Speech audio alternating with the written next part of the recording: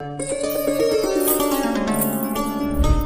बुद्ध, मेरे घर आकर मेरे हाथों से बना भोजन ग्रहण कीजिए। ये तो नगर की वैश्या है, क्या बुद्ध इसके यहाँ भोजन करेंगे?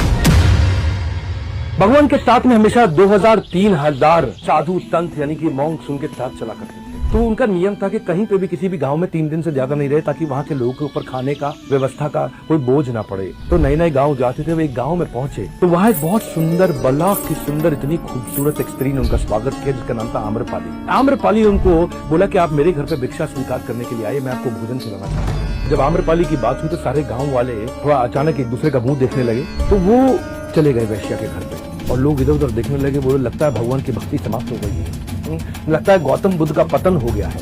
गौतम बुद्ध गए उनके घर पे तो उसने उनको नए वस्त्र दिए, बारिश में भीगे हुए थे, नए वस्त्र दिए, उनको एक नया स्थान दिया जहां वो बैठे, उनको 56 लोग, उनको अच्छे से भोजन खिलाया और खिलाने के बाद उनको कहा कि भगवान आप यहीं आराम करें। वैश्या भी पास में जाकर के दूसरी तरफ जाकर के सो गई।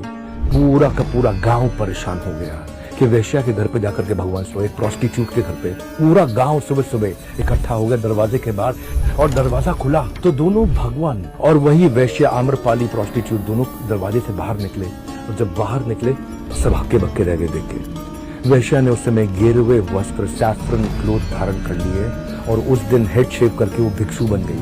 और भगवान ने क्या उत्तर दिया कि my ways are more powerful than her. उस वैश्य ने अपना जितना भी धन एकत्रित किया था सब कुछ भगवान को दान कर दिया ताकि एक बौद्ध मठ बनाया जा सके। तो भगवान ने बाहर निकल करके उस झोपड़ी से वैश्य के क्या उत्तर दिया कि my purification is more powerful than her contamination.